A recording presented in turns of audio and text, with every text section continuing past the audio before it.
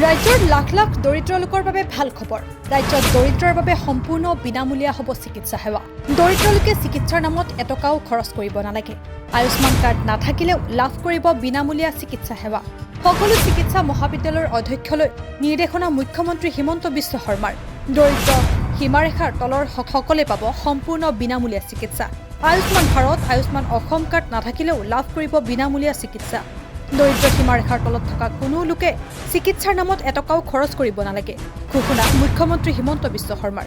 Guwahati medical college আন বিভিন্ন medical কলেজত চিকিৎসাৰ বাবে আমি লোৱা সেৱাৰ মাচুল বৃদ্ধি হোৱা বুলি বাতৰি কাকতত লিখিছে।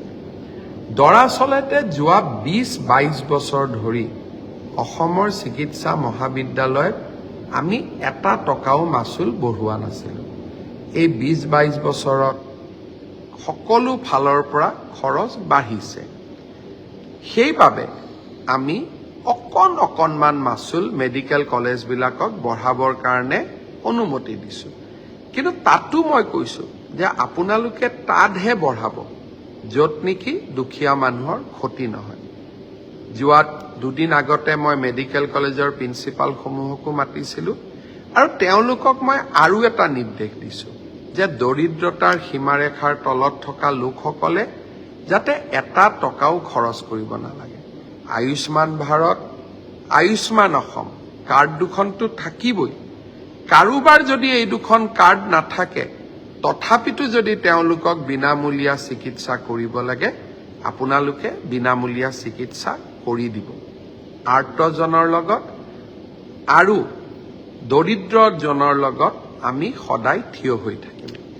গুৱাহাটী মেডিকেল কলেজ আন বিভিন্ন মেডিকেল কলেজত চিকিৎসাৰ বাবে আমি লোৱা সেৱাৰ মাচুল বৃদ্ধি হোৱা বুলি বাতৰি কাকতত লিখিছে।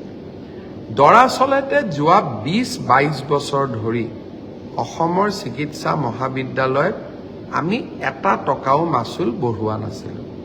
এই ২০-২২ বছৰত সকলো ফালৰ পৰা খৰচ বাঢ়িছে। সেইবাবে আমি অকণমান মাচুল মেডিকেল কলেজবিলাকক বঢ়াবৰ কাৰণে অনুমতি দিছোঁ। কিন্তু তাতো মই কৈছোঁ যে আপোনালোকে তাতহে বঢ়াব য'ত নেকি দুখীয়া মানুহৰ ক্ষতি নহয়। যোৱা দুদিন আগতে মই মেডিকেল কলেজৰ প্ৰিন্সিপালসমূহকো মাতিছিলোঁ আৰু তেওঁলোকক মই আৰু এটা নিৰ্দেশ দিছোঁ যে দৰিদ্ৰতাৰ সীমাৰেখাৰ তলত থকা লোকসকলে যাতে এটা টকাও খৰচ কৰিব নালাগে। আয়ুষ্মান ভাৰত, আয়ুষ্মান অসম কাৰ্ড দুখনটো থাকিবই। কাৰোবাৰ যদি এই দুখন কাৰ্ড নাথাকে তথাপিতো যদি তেওঁলোকক বিনামূলীয়া চিকিৎসা কৰিব লাগে, আপোনালোকে বিনামূলীয়া চিকিৎসা কৰি দিব। আৰ্তজনৰ লগত আৰু দৰিদ্ৰজনৰ লগত আমি সদায় থিয় হৈ থাকিম। গুৱাহাটী মেডিকেল কলেজ আন বিভিন্ন মেডিকেল কলেজত চিকিৎসাৰ বাবে আমি লোৱা সেৱাৰ মাচুল বৃদ্ধি হোৱা বুলি বাতৰি কাকতত লিখিছে। দৰাচলতে যোৱা ২০-২২ বছৰ ধৰি অসমৰ চিকিৎসা মহাবিদ্যালয়ত আমি এটা টকাও মাচুল বঢ়োৱা নাছিলোঁ। এই ২০-২২ বছৰত সকলো ফালৰ পৰা খৰচ বাঢ়িছে। সেইবাবে আমি অকণমান মাচুল মেডিকেল কলেজবিলাকক বঢ়াবৰ কাৰণে অনুমতি দিছোঁ। কিন্তু তাতো মই কৈছোঁ যে আপোনালোকে তাতহে বঢ়াব য'ত নেকি দুখীয়া মানুহৰ ক্ষতি নহয়। যোৱা দুদিন আগতে মই মেডিকেল কলেজৰ প্ৰিন্সিপালসমূহকো মাতিছিলোঁ আৰু তেওঁলোকক মই আৰু এটা নিৰ্দেশ দিছোঁ যে দৰিদ্ৰতাৰ সীমাৰেখাৰ তলত থকা লোকসকলে যাতে এটা টকাও খৰচ কৰিব নালাগে। আয়ুষ্মান ভাৰত, আয়ুষ্মান অসম কাৰ্ড দুখনটো থাকিবই।